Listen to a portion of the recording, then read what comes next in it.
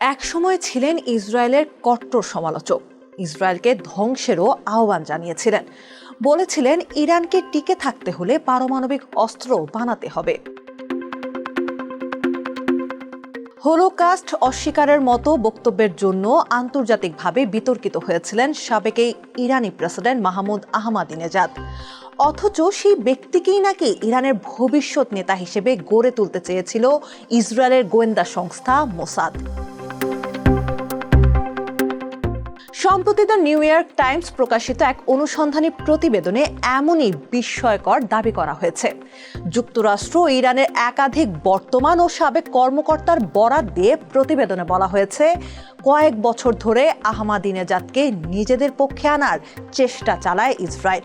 লক্ষ্য ছিল উপযুক্ত সময়ে ইরানে সরকার পরিবর্তন ঘটিয়ে তাকে নতুন নেতৃত্বে বসানো।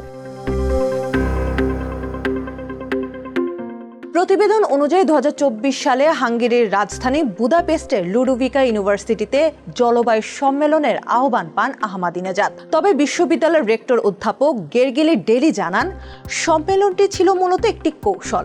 ওই সফরে আহমাদিনেজাদের সঙ্গে গোপনে মোসাদের কর্মকর্তাদের বৈঠকের ব্যবস্থা করা হয়েছিল। নিউ ইয়র্ক টাইমসের দাবি, বিষয়টি এতটাই গুরুত্বপূর্ণ ছিল যে তৎকালীন মোসাদ প্রধান ডেভিড বার্নিয়া নিজেই বুদাপেস্টে গিয়ে আহমাদিনেজাদের সঙ্গে বৈঠক করেন। পরে মোসাদ যুক্তরাষ্ট্রের ICA-কে জানায় তারা সাবেক ইরানি প্রেসিডেন্টের সঙ্গে যোগাযোগ স্থাপন করেছে। প্রতিবেদন আরও বলছে, ইসরায়েল আহমাদিনেজাদের বিদেশ সফর ও আবাসনের জন্য গোপনে অর্থ ব্যয় করেছিল। প্রতিবেদন অনুযায়ী চলতি বছরের 28 ফেব্রুয়ারি যুক্তরাষ্ট্র ইসরায়েলের হামলায় আহমাদিনেজাদের নিরাপত্তা ঘাঁটিতে বোমা হামলার পর একটি কালো পিওজো গাড়িতে করে তাকে নিরাপদ স্থানে সরিয়ে নেওয়া হয়। মার্কিন ও ইরানি কর্মকর্তাদের দাবি, গাড়িটি চালাচ্ছিল মোসাদের সদস্যরা। তাদের লক্ষ্য ছিল আহমাদিনেজাদকে নিরাপদে রেখে ইরানের সরকার পরিবর্তনের পরিকল্পনা বাস্তবায়ন করা। কিন্তু শেষ পর্যন্ত সেই পরিকল্পনা সফল হয়নি। প্রতিবেদন বলছে, নিরাপদ আশ্রয় নেয়ার পর ইরানে ইসরায়েলের রেজিম চেঞ্জের পুরো পরিকল্পনা নিয়ে হতাশ হয়ে পড়েন আহমাদিনেজাদ। এরপর সেই নিরাপদ আশ্রয় ত্যাগ করেন তিনি। তবে তিনি কেন ইসরায়েলের পরিকল্পনার সঙ্গে একমত হননি, বিষয়টি এখনো অস্পষ্ট। এই ঘটনার পর দীর্ঘ সময় জনসম্মুখে দেখা যায়নি তাকে। কয়েকদিন আগে ইরানের প্রয়াত সাবেক সর্বোচ্চ নেতা আয়াতুল্লাহ আলী খামিনির একটি শোক মিছিলে তাকে দেখা গিয়েছিল। দেশটির 4 জন জ্যেষ্ঠ কর্মকর্তার দাবি, বর্তমানে Islamic revolutionary guard corps IRGC নজরদারিতে গৃহবন্দী রয়েছেন তিনি, কারণ তার সঙ্গে ইসরায়েলের যোগাযোগের তথ্য পেয়েছে ইরানি গোয়েন্দারা।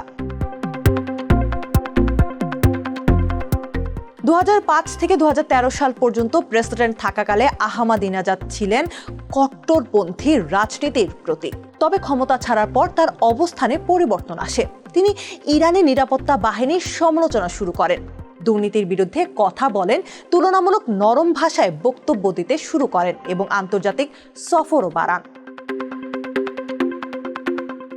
আহমাদিনেজাদের সাবেক ঘনিষ্ঠ সহযোগী আব্দুল রেজা দাভারি বলেন, আহমাদিনেজাদ টাকার জন্য এসব করবেন না। তার টাকা আছে, তিনি ক্ষমতা চান, ক্ষমতার কেন্দ্রেই ফিরতে চান। প্রতিবেদন অনুযায়ী নিজের ঘনিষ্ঠদের কাছে আহমাদিনেজাদ বলেছিলেন, সুযোগ পেলে ইরানকে নতুন পথে নেয়ার স্বপ্ন দেখেন তিনি। এমনকি ইসরায়েলকে স্বীকৃতি দিয়ে যুক্তরাষ্ট্রের আব্রাহাম অ্যাকর্ডসকে যোগ দেওয়ার কথাও বিবেচনার পরিকল্পনা রয়েছে তার। নিউ ইয়র্ক টাইমসের দাবি, শুধু আহমাদিনেজাদ নন, ইরানের সরকার পরিবর্তনের জন্য আরো বড় পরিকল্পনা ছিল ইসরায়েলের। এর মধ্যে ছিল উত্তর ইরাকে অবস্থানরত কুর্দি বিরোধী গোষ্ঠীগুলোকে প্রশিক্ষণ ও অস্ত্র দিয়ে ইরানের ভেতরে ঢুকিয়ে গুরুত্বপূর্ণ এলাকা দখল করানো। পরে সেখান থেকে রাজধানী তেহরানের দিকে অগ্রসর হওয়ার পরিকল্পনাও ছিল। ইসরায়েলি প্রতিরক্ষা বাহিনীর সাবেক গোয়েন্দা প্রধান তামির হাইমেন বলেন, সরকার পরিবর্তনের জন্য একের পর এক বিশেষ অভিযান চালানোর পরিকল্পনা ছিল। সেই ধারাবাহিক পরিকল্পনারই একটি অংশ ছিলেন আহমাদিনেজাদ। এর আগেও একই ধরনের বিবরণ দিয়ে সংবাদ প্রচার করেছিল বিভিন্ন গণমাধ্যম। তবে এসব প্রতিবেদন নিয়ে কোনো মন্তব্য করেনি মোসাদ। আহমাদিনাজাদের মুখপাত্র আলী আকবর জাফরান ফেকরও এই নিয়ে কোনো কথা বলতে রাজি হননি।